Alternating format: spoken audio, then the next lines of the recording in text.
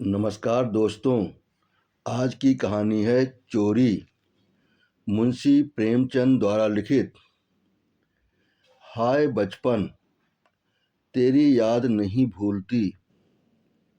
वह कच्चा टूटा घर, वह पुआल का बिछौना, वह नंगे बदन नंगे पांव खेतों में घूमना, आम के पेड़ों पर चढ़ना।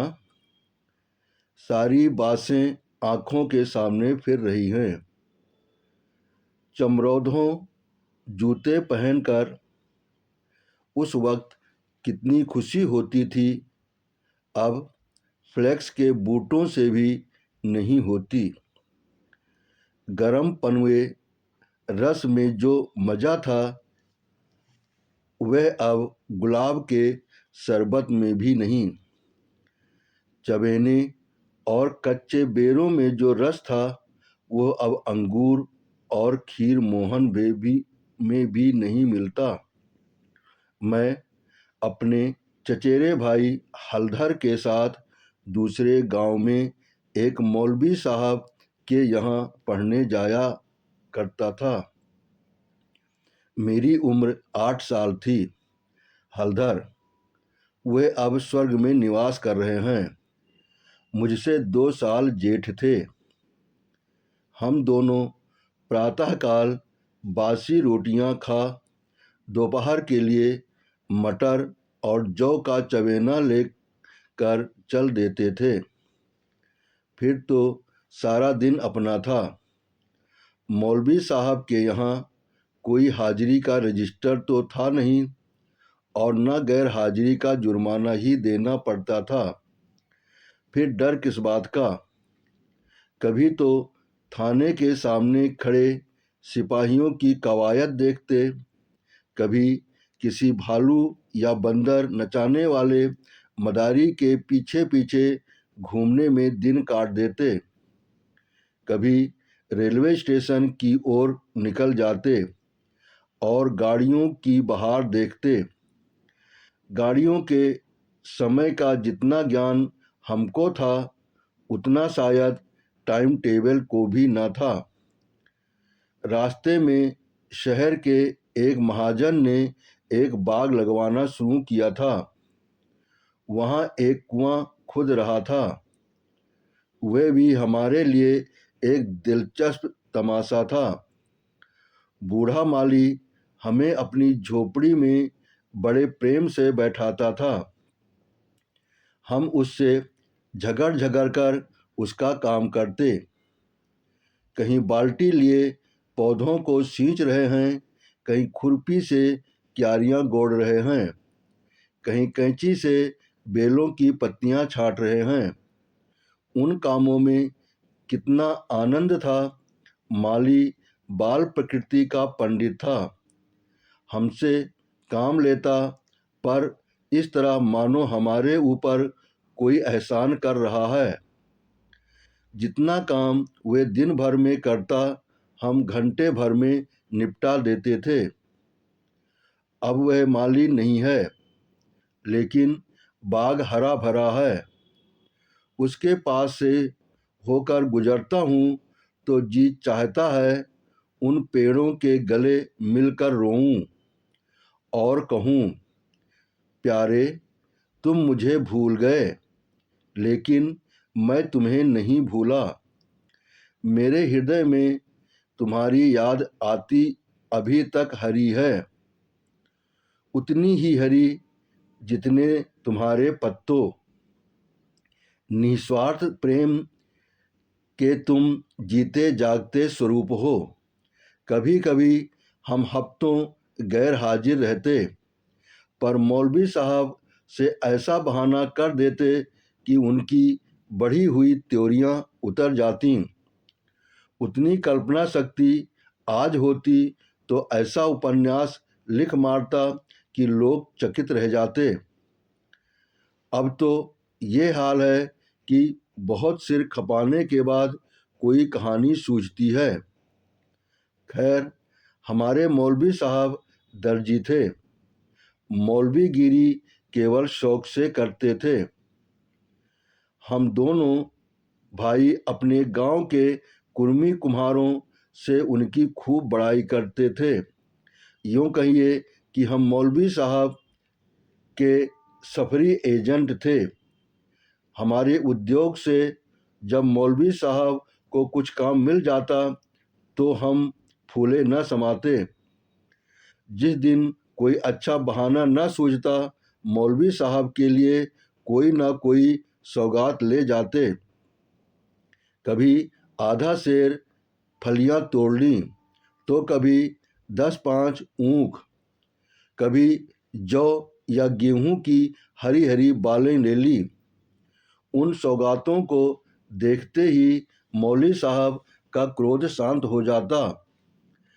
जब इन चीज़ों की फसल न होती तो हम सजा से बचने का कोई और ही उपाय सोचते। मौलवी साहब को चिड़ियों का शौक था। मकतब में श्याम, बुलबुल, दहियल और चंडूलों के पिंजरे लटकते रहते थे। हमें सबक याद हो या न हो, पर चिड़ियों को याद हो जाते थे। हमारे साथ ही वे पढ़ा करती थीं। इन चिड़ियों के लिए बेसन पीसने में हम लोग खूब उत्साह दिखाते थे। मौलवी साहब सब लड़कों को पतंगे पकड़ लाने की ताकीद करते रहते थे। इन चिड़ियों को पतंगों से विशेष रुचि थी। कभी कभी हमारी बला पतंगों ही के सिर चली जाती थी। उनका बलिदान करके हम मौलवी साहब के रौद्र रूप को प्रसन्न कर लिया करते थे। एक दिन सवेरे हम दोनों भाई तालाब में मुंह धोने गए। हलधर ने कोई सफ़ेद सी चीज़ मुट्ठी में लेकर दिखाई। मैंने लपक कर मुट्ठी खोली तो उसमें 1 रुपया था। विस्मित होकर पूछा, ये रुपया तुम्हें कहाँ मिला? हलधर, माँ ने ताक पर रखा था, चारपाई खड़ी करके निकाल लाया। घर में कोई संदूक या अलमारी तो थी नहीं। रुपए पैसे एक ऊंचे ताक पर रख दिए जाते थे। एक दिन पहले चचा जी ने सन बेचा था। उसी के रुपए जमींदार को देने के लिए रखे हुए थे। हलधर को न जाने क्यों कर पता लग गया। जब घर के सब लोग काम धंधों में लग गए तो अपनी चारपाई खड़ी की और उस पर चढ़कर 1 रुपया निकाल लिया। उस वक्त तक हमने कभी रुपया छुआ तक न था। वह रुपया देखकर आनंद और भय की जो तरंगें दिल में उठी थीं, वे अभी तक याद हैं। हमारे लिए रुपया एक अलभ्य वस्तु थी। मौलवी साहब को हमारे यहाँ से सिर्फ 12 आने मिला करते थे। महीने के अंत में चचा जी खुद जाकर पैसे ले आते थे।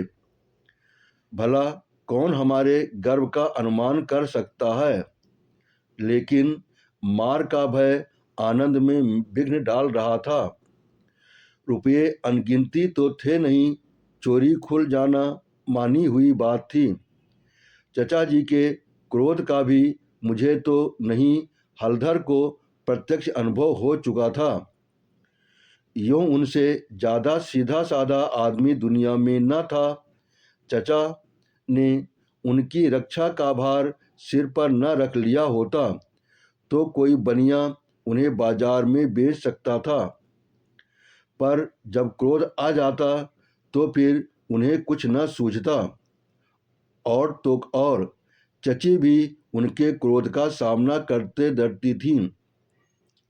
हम दोनों ने कई मिनट तक इन्हीं बातों पर विचार किया और आखिर यही निश्चय हुआ कि आई हुई लक्ष्मी को न जाने देना चाहिए। एक तो हमारे ऊपर संदेह होगा ही नहीं, अगर हुआ भी तो हम साफ इनकार कर जाएंगे। कहेंगे हम रुपया लेकर क्या करते। थोड़ा सोच विचार करते तो ये निश्चय पलट जाता और वह बीभत्स लीला न होती जो आगे चलकर हुई, पर उस समय हमें शांति से विचार करने की क्षमता ही न थी। मुंह हाथ धोकर हम दोनों घर आए और डरते डरते अंदर कदम रखा। अगर कहीं इस वक्त तलाशी की नौबत आई तो फिर भगवान ही मालिक हैं, लेकिन सब लोग अपना काम कर रहे थे। कोई हमसे न बोला। हमने नाश्ता भी न किया, चबेना भी न लिया। किताब बगल में दबाई और मदरसे का रास्ता लिया। बरसात के दिन थे। आकाश पर बादल छाए हुए थे। हम दोनों खुश खुश मकतब चले जा रहे थे। आज काउंसिल की मिनिस्ट्री पाकर भी शायद उतना आनंद न होता।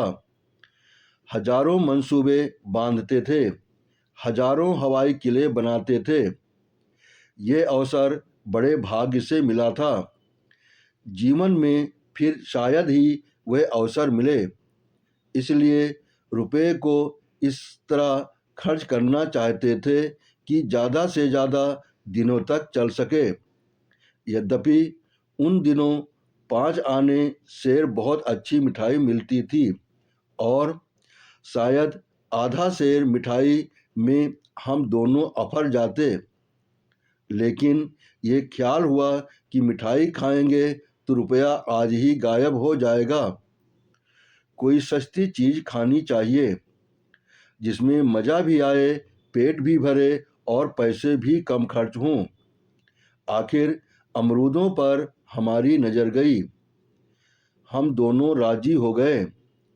2 पैसे के अमरूद लिए। सस्ता समय था। बड़े बड़े 12 अमरूद मिले। हम दोनों के कुर्ते के दामन भर गए। जब हलधर ने खटकिन के हाथ में रुपया रखा तो उसने संदेह से देखकर पूछा, रुपया कहाँ पाया? लाला, चुरा तो नहीं लाए?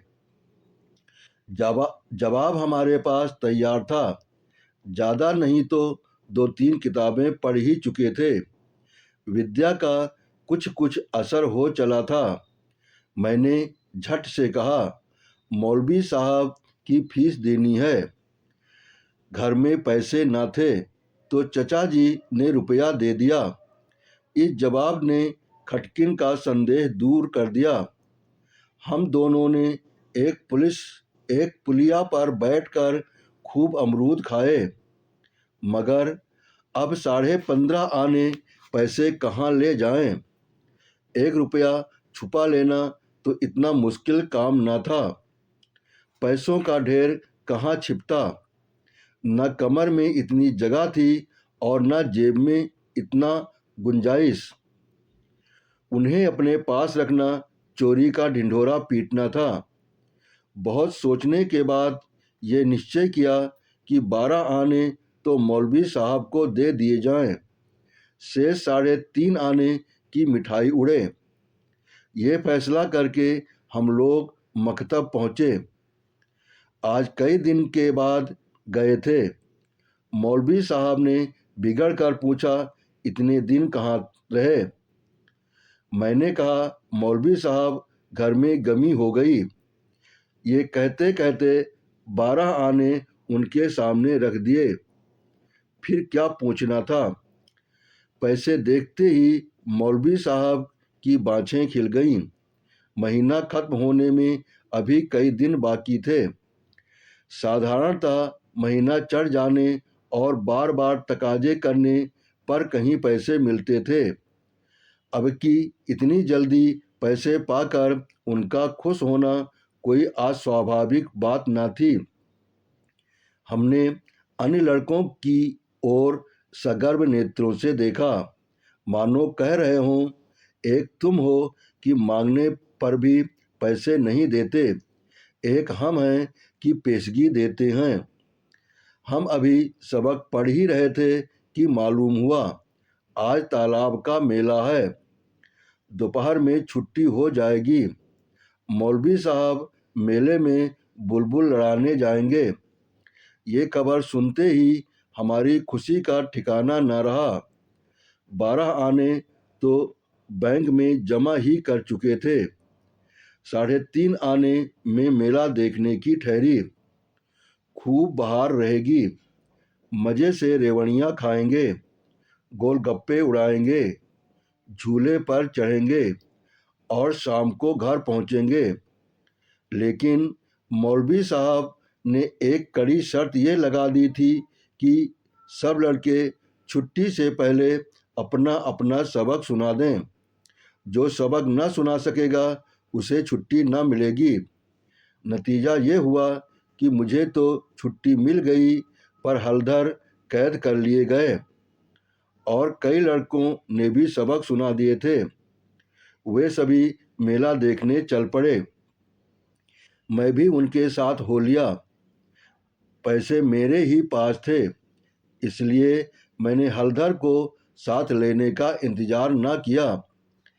तय हो गया था कि वे छुट्टी पाते ही मेले में आ जाएं और दोनों साथ साथ मेला देखें। मैंने वचन दिया था कि जब तक वे न आएंगे एक पैसा भी खर्च न करूंगा। लेकिन क्या मालूम था कि दुर्भाग्य कुछ और ही लीला रच रहा है। मुझे मेला पहुंचे 1 घंटे से ज़्यादा गुजर गया, पर हलधर का कहीं पता नहीं। क्या अभी तक मौलवी साहब ने छुट्टी नहीं दी या रास्ता भूल गए? आंखें फाड़ फाड़ कर सड़क की ओर देखता था। अकेले मेला देखने में जी भी न लगता था। ये संशय भी हो रहा था कि कहीं चोरी खुल तो नहीं गई और चाचा जी हलधर को पकड़कर घर तो नहीं ले गए। आखिर जब शाम हो गई तो मैंने कुछ रेवड़ियाँ खाईं और हलधर के हिस्से के पैसे जेब में रखकर धीरे धीरे घर चला। रास्ते में ख्याल आया, मकतब होता चलूं, शायद हलधर अभी वहीं हो। मगर वहाँ सन्नाटा था। हाँ, एक लड़का खेलता हुआ मिला। उसने मुझे देखते ही जोर से कहकहा मारा और बोला, बच्चा घर जाओ तो कैसी मार पड़ती है। तुम्हारे चचा आए थे, हलधर को मारते मारते ले गए हैं। अजी ऐसा तान का घूंसा मारा कि मियाँ हलधर मुंह के बल गिर पड़े। यहाँ से घसीटते ले गए हैं। तुमने मौलवी साहब की तनख्वाह दे दी थी, वो भी ले ली। अभी कोई बहाना सोच लो, नहीं तो बेभाव की पड़ेगी। मेरी सिट्टी पिट्टी भूल गई, बदन का लहू सूख गया। वही हुआ जिसका मुझे शक हो रहा था।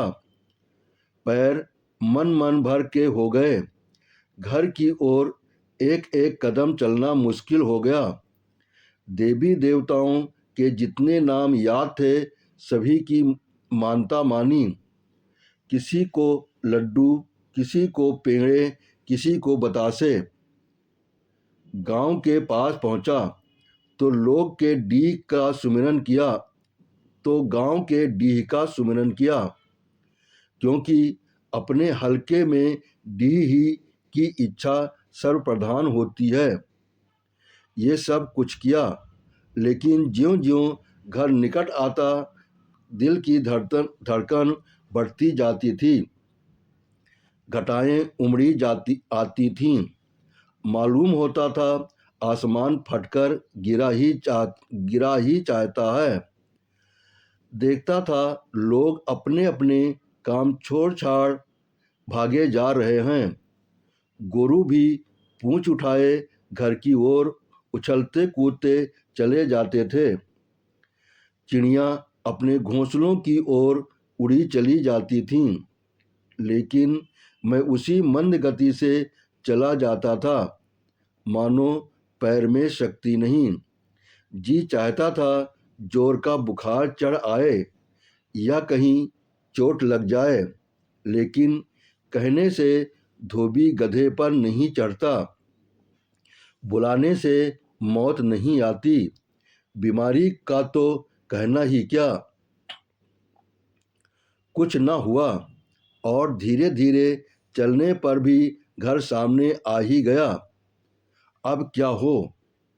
हमारे द्वार पर इमली का एक घना वृक्ष था। मैं उसी की आड़ में छिप गया कि जरा और अंधेरा हो जाए तो चुपके से घुस जाऊं और अम्मा के कमरे में चारपाई के नीचे जा बैठूं। जब सब लोग सो जाएंगे तो अम्मा से सारी कथा कह सुनाऊंगा। अम्मा कभी नहीं मारती, जरा उनके सामने झूठ मूठ रोऊंगा तो वो और भी पिघल जाएंगी। रात कट जाने पर फिर कौन पूछता है, सुबह तक सबका गुस्सा ठंडा हो जाएगा। अगर ये मंसूबे पूरे हो जाते तो इसमें संदेह नहीं कि मैं बेदाग बच जाता, लेकिन वहाँ तो विधाता को कुछ और मंजूर था। मुझे एक लड़के ने देख लिया और मेरे नाम की रट लगाते हुए सीधे मेरे घर में भागा। अब मेरे लिए कोई आशा न रही। लाचार घर में दाखिल हुआ तो सहमा मुंह से एक चीख निकल गई, जैसे मार खाया हुआ कुत्ता किसी की को अपनी ओर आता देखकर भय से चिल्लाने लगता है। बरोठे में पिताजी बैठे थे। पिताजी का स्वास्थ्य उन दिनों कुछ खराब हो गया था। छुट्टी लेकर घर आए हुए थे। ये तो नहीं कह सकता कि उन्हें शिकायत क्या थी, पर वो मूंग की दाल खाते थे और संध्या समय शीशे की गिलास में एक बोतल में से कुछ उड़ेल उड़ेल कर पीते थे। शायद ये किसी तजुर्बेकार हकीम की बताई हुई दवा थी। दवाएं सब बासने वाली और कड़वी होती हैं। ये दवा भी बुरी ही थी, पर पिताजी न जाने क्यों इस दवा को खूब मजा ले लेकर पीते थे। हम जो दवा पीते हैं तो आंखें बंद करके एक ही घूंट में गटक जाते हैं, पर शायद इस दवा का असर धीरे धीरे पीने में ही होता है। पिताजी के पास गांव के 2-3 और कभी कभी 4-5 और रोगी भी जमा हो जाते और घंटों दवा पीते रहते थे। मुश्किल से खाना खाने उठते थे। इस समय भी वे दवा पी रहे थे। रोगियों की मंडली जमा थी। मुझे देखते ही पिताजी ने लाल लाल आंखें करके पूछा, कहाँ थे अब तक? मैंने दबी जबान से कहा, कहीं तो नहीं, अब चोरी की आदत सीख रहा है। बोल, तूने रुपया चुराया कि नहीं? मेरी जबान बंद हो गई। सामने नंगी तलवार नाच रही थी। शब्द भी निकालते हुए डरता था। पिताजी ने जोर से डांट कर पूछा, बोलता क्यों नहीं? तूने रुपया चुराया कि नहीं? मैंने जान पर खेलकर कहा, मैंने कहा। मुंह से पूरी बात भी न निकल पाई थी कि पिताजी विकराल रूप धारण किए दांत पीसते झपट कर उठे और हाथ उठाए मेरी ओर चले। मैं जोर से चिल्लाकर रोने लगा। ऐसा चिल्लाया कि पिताजी भी सहम गए। उनका हाथ उठा ही रह गया। शायद समझे कि अब जब अभी से इसका ये हाल है, तब तमाचा पड़ जाने पर कहीं इसकी जान ही न निकल जाए। मैंने जो देखा कि मेरी हिकमत काम कर गई तो और भी गला फाड़ फाड़ कर रोने लगा। इतने में मंडली के 2-3 आदमियों ने पिताजी को पकड़ लिया और मेरी ओर इशारा किया कि भाग जा। बच्चे ऐसे मौके पर और भी मचल जाते हैं और व्यर्थ मार खा जाते हैं। मैंने बुद्धिमानी से काम लिया, लेकिन अंदर का दृश्य इससे कहीं भयंकर था। मेरा तो खून सर्द हो गया। हलधर के दोनों हाथ एक खंभे से बंधे थे। सारी देह धूल धूसरित हो रही थी और वे अभी तक सिसक रहे थे। शायद वे आंगन भर में लोटे थे। ऐसा मालूम हुआ कि सारा आंगन उनके आंसुओं से भर गया है। चची हलधर को डांट रही थीं और अम्मा बैठी मसाला पीस रही थीं। सबसे पहले मुझ पर चची की निगाह पड़ी। बोली, लो वो भी आ गया। क्यों रे, रुपया तूने चुराया था कि इसने? मैंने निशंक होकर कहा। हलधर ने। अम्मा बोली, अगर उसी ने चुराया था तो तूने घर आकर किसी से कहा क्यों नहीं? अब झूठ बोले बगैर बचना मुश्किल था। मैं तो समझता हूँ कि जब आदमी को जान का खतरा हो तो झूठ बोलना क्षम्य है। हलधर मार खाने के आदी थे। 2-4 घूंसे और पड़ने से उनका कुछ न बिगड़ सकता था। मैंने मार कभी न खाई थी। मेरा तो 2 ही 4 घूंसों में काम तमाम हो जाता। फिर हलधर ने भी तो अपने को बचाने के लिए मुझे फंसाने की चेष्टा की थी। नहीं तो चची मुझसे ये क्यों पूछती, रुपया तूने चुराया या हलधर ने? किसी भी सिद्धांत से मेरा झूठ बोलना इस समय अस्तुत्य नहीं तो क्षम्य जरूर था। मैंने छूटते ही कहा, हलधर कहते थे किसी से बताया तो मार ही डालूंगा। अम्मा, देखा, यही बात निकली ना। मैं तो कहती थी कि बच्चा की ऐसी आदत नहीं, पैसा तो वो हाथ से छूता ही नहीं। लेकिन सब लोग मुझी को उल्लू बनाने लगे। हलधर, मैंने तुमसे कब कहा था कि बताओगे तो मारूंगा? मैं नहीं, वही तालाब के किनारे तो। हलधर, अम्मा, बिल्कुल झूठ है।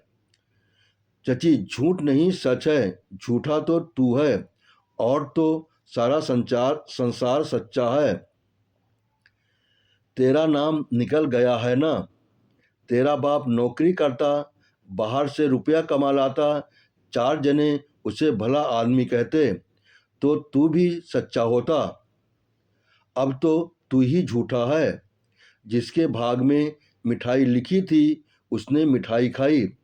तेरे भाग में तो लात खाना ही लिखा था। ये कहते हुए चची ने हलधर को खोल दिया और हाथ पकड़कर भीतर ले गईं। मेरे विषय में स्नेहपूर्ण आलोचना करके अम्मा ने पासा पलट दिया था। नहीं तो अभी बेचारे पर न जाने कितनी मार पड़ती। मैंने अम्मा के पास बैठकर अपनी निर्दोषता का राग खूब अलापा। मेरी सरल हृदया माता मुझे सत्य का अवतार समझती थीं। उन्हें पूरा विश्वास हो गया कि सारा अपराध हलधर का है। एक क्षण बाद मैं गुड़ चवेना लिए कोठरी से बाहर निकला। हलधर भी उसी वक्त चिवड़ा खाते हुए बाहर निकले। हम दोनों साथ साथ बाहर आए और अपनी अपनी बीती सुनाने लगे। मेरी कथा सुखमय थी, हलधर की दुखमय। पर अंत दोनों का एक था, गुड़ और चवेना। आपने कहानी सुनी, इसके लिए आपका बहुत बहुत धन्यवाद। आपने सब्सक्राइब किया, इससे दिल से आभार।